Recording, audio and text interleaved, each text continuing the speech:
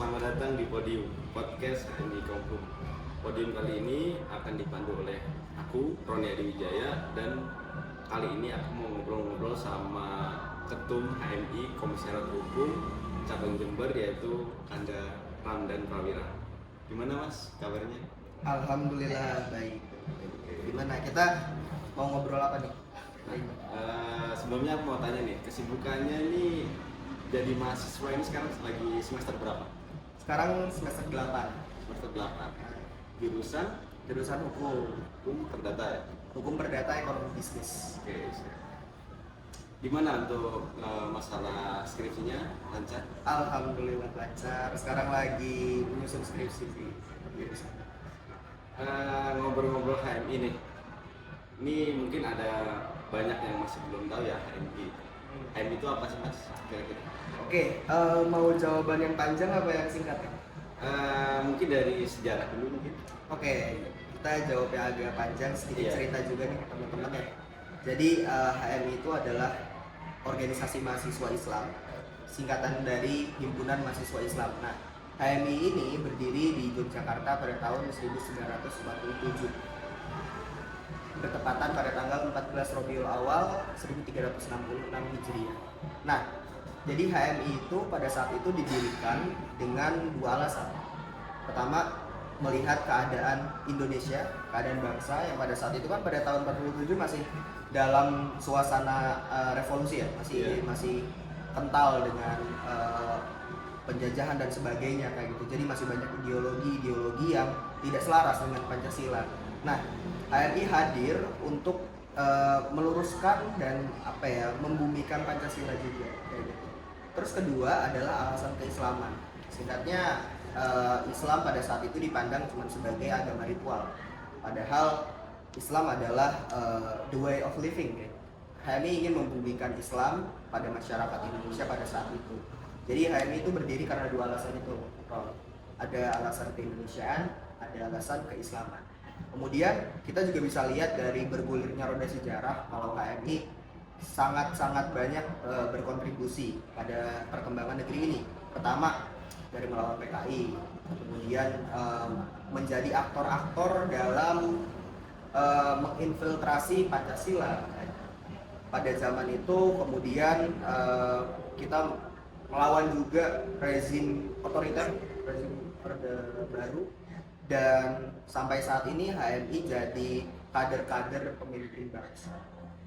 Jadi banyak memang pemimpin bangsa yang lahir dari HMI, karena memang di HMI itu kegiatannya adalah untuk mengembangkan potensi mahasiswa untuk menjadi insan cipta. Oke. Cukup menarik ya, soalnya waktu sebelum aku masuk HMI itu aku dengar ya ada yang bilang apalagi ada nama-nama Islamnya gitu kan. HMI itu organisasi radikal ya, terlalu menjunjung tinggi Islam gitu. Nah, takutnya nanti pas waktu suatu hari itu ada gerakan untuk mengkhilafahkan Indonesia gitu. Mungkin ya. Berarti itu beda ya sama tujuan HMI sebenarnya. Beda, sangat beda. Jadi tujuan HMI itu adalah terbinanya insan akademis, pencipta yang bernafaskan Islam dan bertanggung jawab atas terwujudnya masyarakat adil makmur yang diridhoi oleh Allah Subhanahu wa taala. Jadi tujuan HMI pada akhirnya adalah masyarakat madani. Dengan cara apa? Dengan cara kita membina kader. Jadi kader-kader yang punya karakteristik akademis, dia pencipta, dia mengabdi dan bernafaskan Islam. Kenapa bernafaskan Islam? Karena himpunan mahasiswa Islam punya asas, yaitu asas Islam. Dan kita adalah organisasi yang people oriented istilahnya. Jadi kita berfokus pada pengembangan dan pembinaan kader yang pada akhirnya diharapkan dapat menyumbangkan sumbangsih kader tersebut kepada masyarakat itu yang ingin dicapai masyarakat adil makmur yang diridhoi oleh Allah Subhanahu wa taala. Jadi tujuannya itu bukan untuk untuk menjadikan Indonesia sebagai negara Islam dan sebagainya, nggak ke sana. Walaupun asas di HMI adalah asas Islam, tapi itu menjadi pegangan dalam hidup kadernya aja, bukan untuk menjadikan Islam sebagai Indonesia sebagai negara Islam. Berarti perlu diingat ya, HMI ini bukan ingin mengislamkan Indonesia, tetapi tetap menjaga NKRI dan tetap menjaga ideologi Pancasila. Itulah. Sekarang nih kan banyak tuh HMI itu udah masuk di kampus-kampus. Itu hitungannya organisasi apa sih HMI ini? Nah, HMI ini kalau di kampus itu organisasi ekstra kampus. Ekstra kampus itu artinya dia organisasi mahasiswa yang bukan dibawahi institusi oleh kampus, bukan di bawah institusi kampus. Kayak misal ada unit kegiatan mahasiswa yang dia fokus dalam pengembangan minat bakat mahasiswa yang dia dibawahi langsung oleh fakultas atau universitas. Nah, kalau HMI itu organisasi ekstra, maksudnya dia berdiri di luar kampus. Dan skalanya organisasi ekstra itu dia lebih besar. Dia lebih besar, lebih luas dan sebagainya. Kemudian ada juga gini Ron, karena organisasi ekstra ini bukan di bawah pimpinan kampus, banyak orang yang melihat juga kalau organisasi ekstra ini organisasi yang ilegal, kayak gitu. Dia nggak seharusnya masuk kampus dan sebagainya. So let make this clear gitu. Kalau si organisasi kampus ini itu sudah legal, dia punya dasar hukum di Permendikbud tahun 2018 nomor 55 dijelaskan bahwa kampus itu wajib membina mahasiswa yang mengarah pada pembinaan Pancasila. Nah, di pasal 3-nya itu tertera nih kalau kampus dalam melakukan hal tersebut bisa mengakomodir atau bekerjasama dengan organisasi ekstra kampus yang berjalannya kegiatan tersebut sesuai dengan peraturan perundang-undangan. So, organisasi ekstranya itu nggak dilarang. Yang dilarang kalau ada aktivitas-aktivitas dari organisasi manapun, intra ataupun ekstra, yang melanggar peraturan perundang-undangan, itu baru bisa dibilang sebagai ilegal atau melanggar hukum.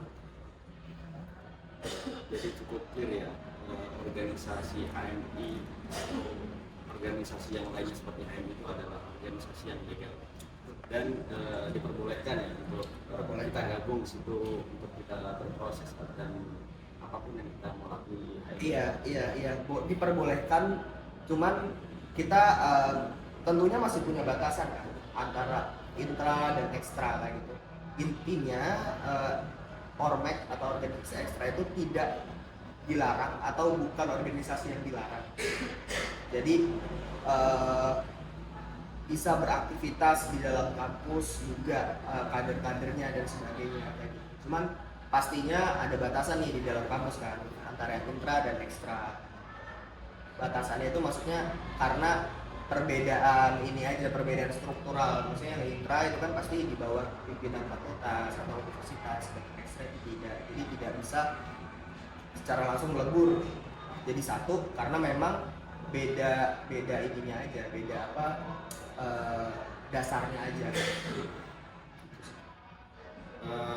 Selanjutnya nih, aku mau tanya, kalau kita udah masuk HMI itu kira-kira apa yang kita lakuin sih? Kegiatannya apa aja sih yang ada di HMI? Oke, di HMI itu karena tadi udah disinggung ya, dia adalah organisasi pengkaderan, organisasi yang people oriented.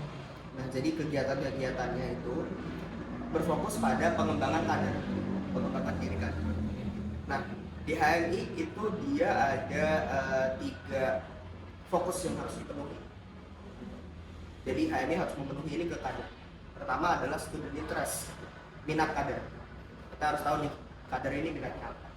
Menulis kah, dia suka olahraga kah, apa. Kemudian student needs, itu kebutuhan kader.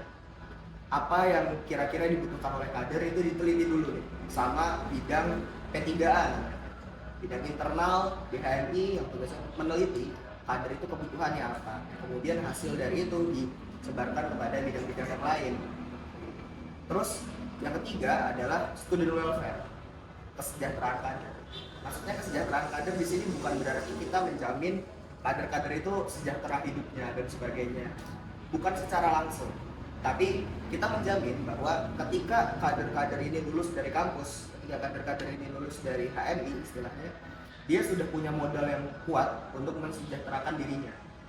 Yang pada akhirnya berujung pada dia sebagai insan yang turut membantu untuk mewujudkan tujuan HMI itu sendiri. Jadi itu yang pertama, dasarnya tiga dasar itu.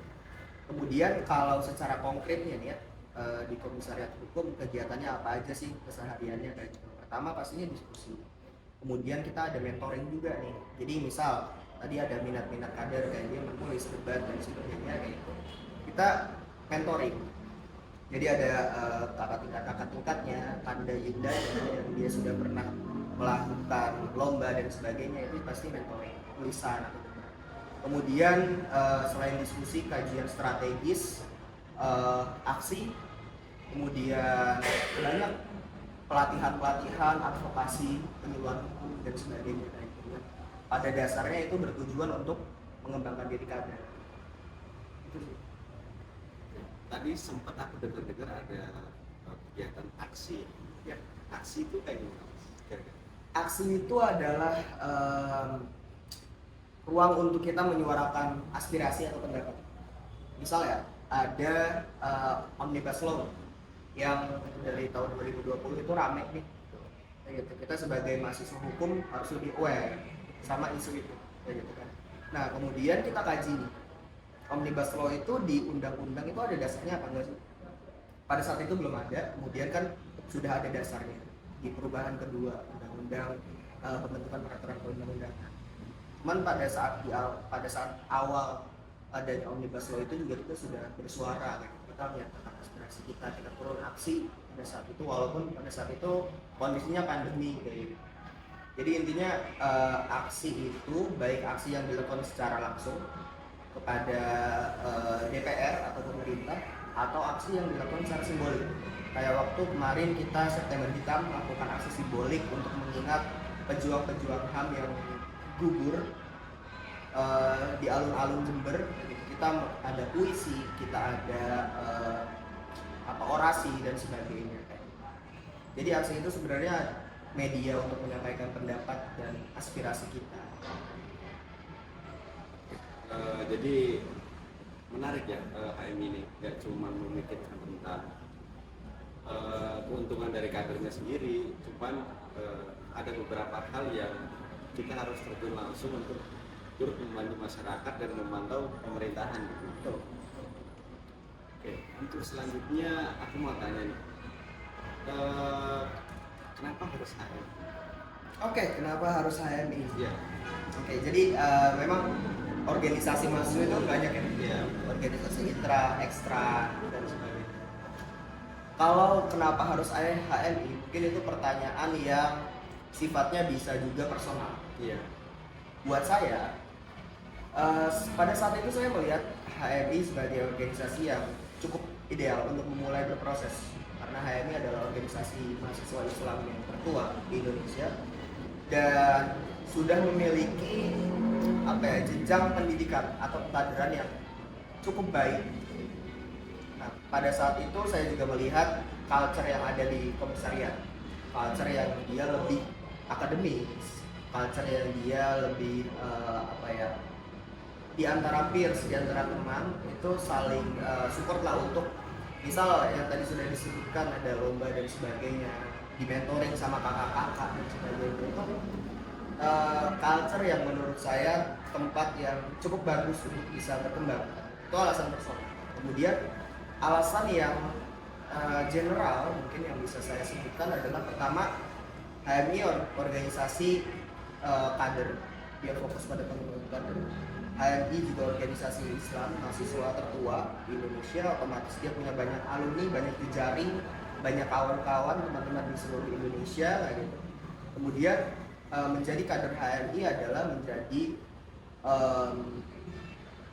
wadah untuk kita bisa mewakafkan, istilahnya ya, mewakafkan diri kita untuk bangsa, masyarakat dan agama. Jadi itu alasan yang lebih general mungkin. Cuman saya yakin kenapa harus HMI itu selalu balik lagi kepada pribadi masing-masing.